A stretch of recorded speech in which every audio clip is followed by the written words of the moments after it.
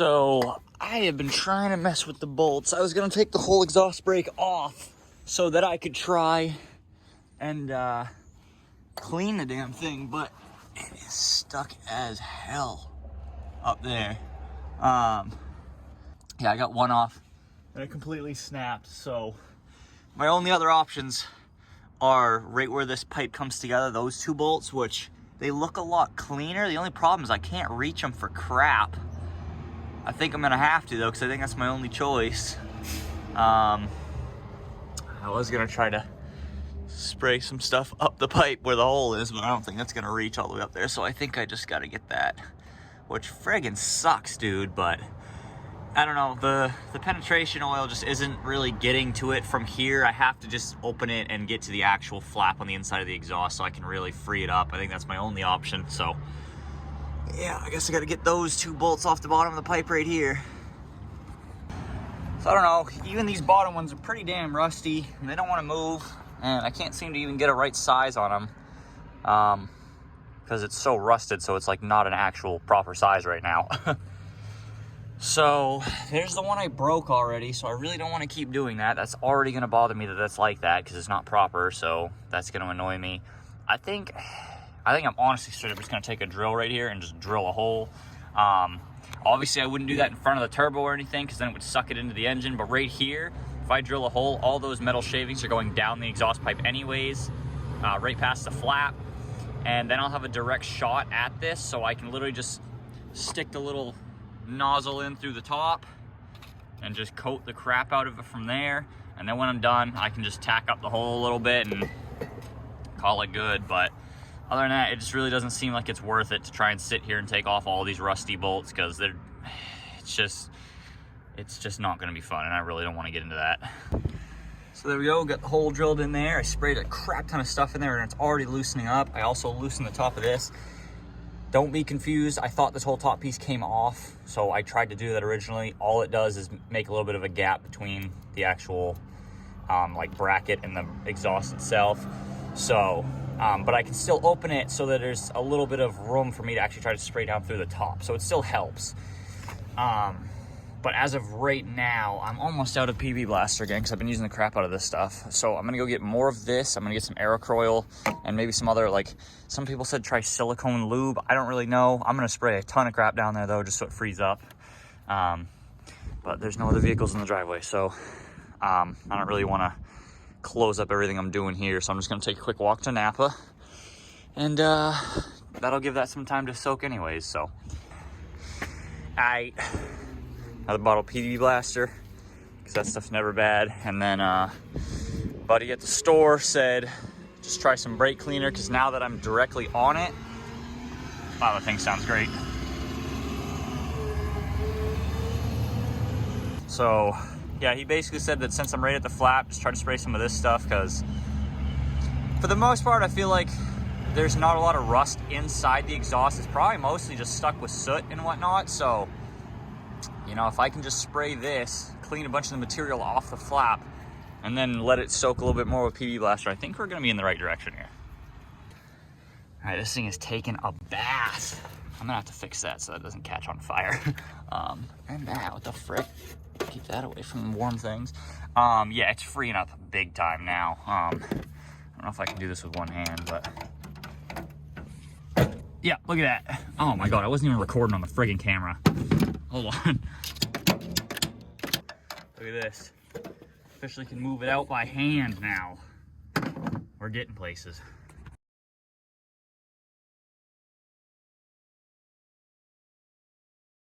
All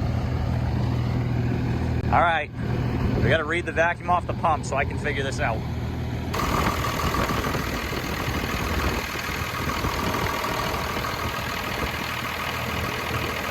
Happy and sad. I found out the vacuum pump is healthy, plenty of vacuum. I think factory they do make anywhere between 25 and 30, and it said like 27, 28. So we've got plenty of vacuum. The pump's healthy, which is good because that's the most expensive thing. But at the same time, I'm a little annoyed because I just spent $30 on a vacuum pump reader just to find out that it's fine. So now we're just chasing lines pretty much. We gotta, I don't want to replace all of it, but I don't know where the leak really is, honestly.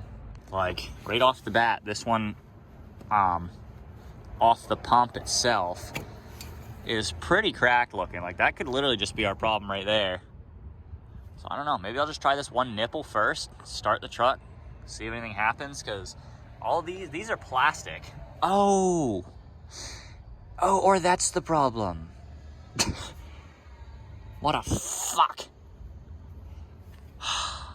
Okay, I think we found our issue.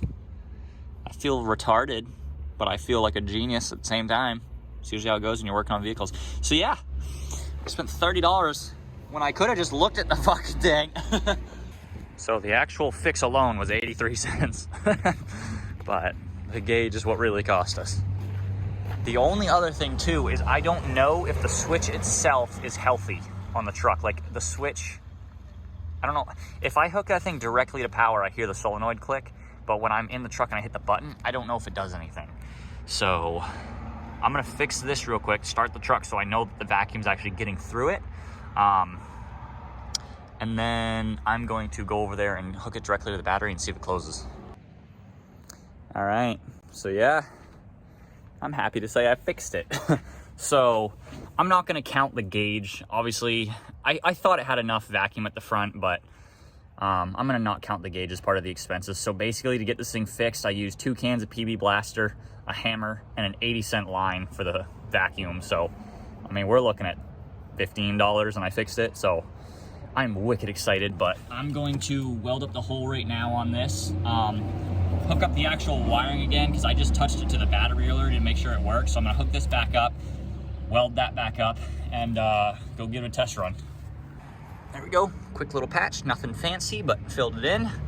So toss the wires on, start it, and I'll show you guys what it does. So I do still got a case of wiring issue. When I flick it up, it doesn't turn on. There's only 2 wires or 3 wires, so it's not hard. But if I put this one up here,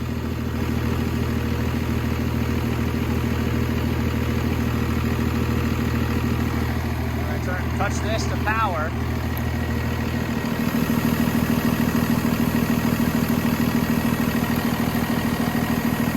There you guys go.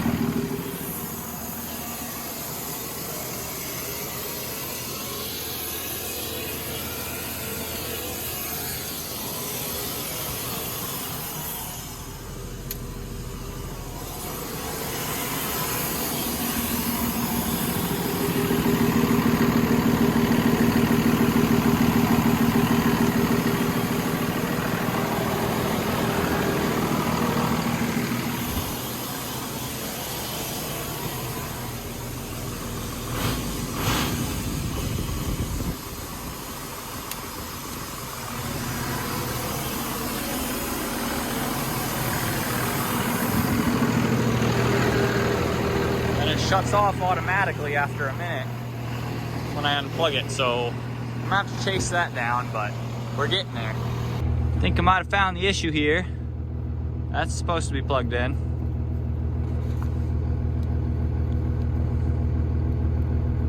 If I can get it to. Yeah, let's see if I can just get it to touch, and then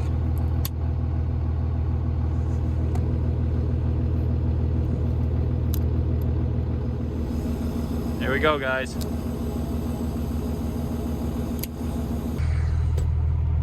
All right, guys, I'm proud to say that we did it.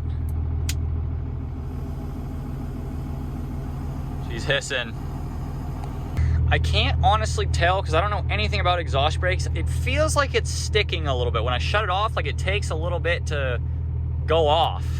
It doesn't shut off immediately, but then again, we are sitting still, so I'm thinking if we start moving, maybe as we're driving, that extra pressure, right when I flick it in, we'll push it back. I don't know, we're about to find out though. I'm gonna go take a quick ride up the road and just kind of see what it does.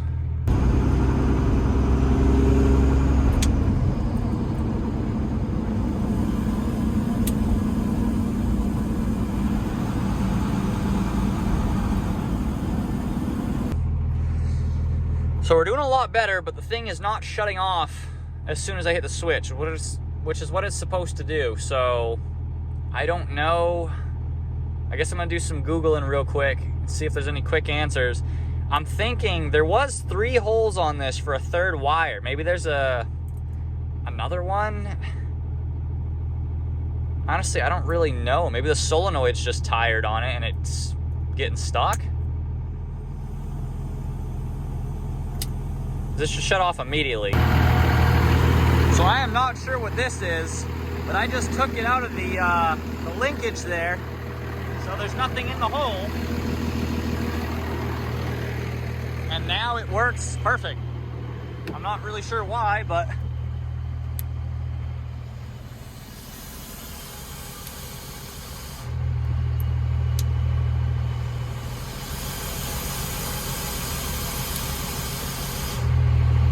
so I don't get it, but that's how it's supposed to work. I guess you don't need the nut. I feel like that was in there for a reason.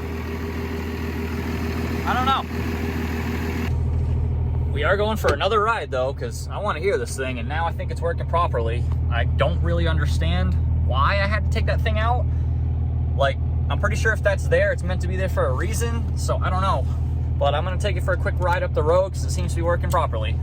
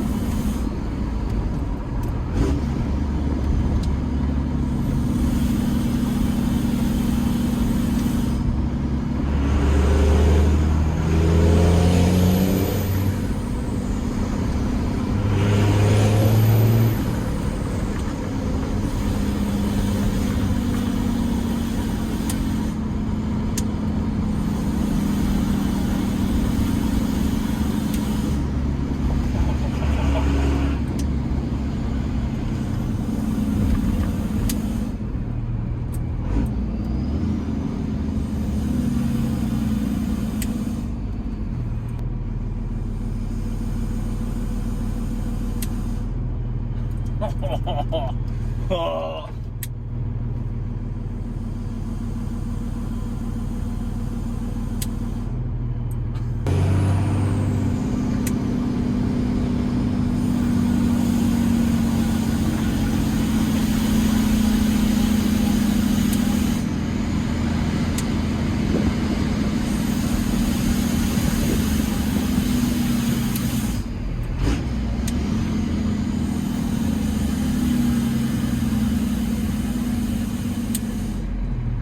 I'm gonna actually properly do the wiring on it, and I'm gonna let it sit overnight with some more PB Blaster just so it can soak. But I mean, it's fixed, it officially works, so I am stoked, super excited.